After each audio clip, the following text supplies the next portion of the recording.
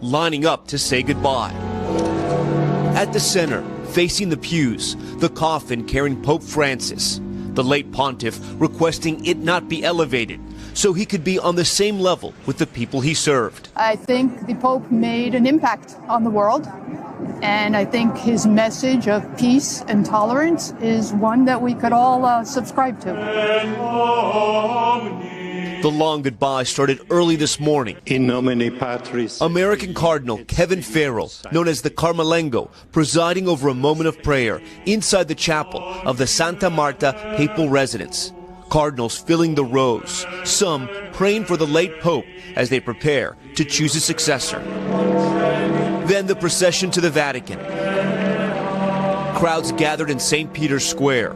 The public will get 3 days to pay their respects to Pope Francis. So many waiting for that chance. How long are you guys going to wait? Until I have to. As long as it takes. Yeah? Why?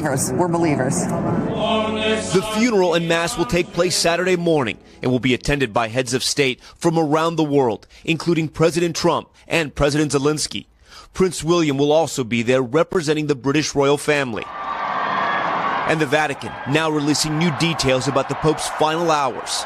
Among his last words, "Thank you for bringing me back to the square." A heartfelt gratitude to his personal healthcare assistant for encouraging him to take one last ride in the Pope-mobile on Easter Sunday.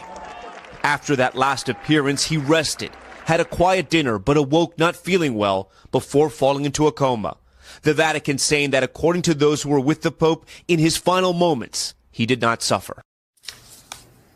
And Tom, what is the sentiment and feeling among the people who have come and they want to pay their respects to this Pope?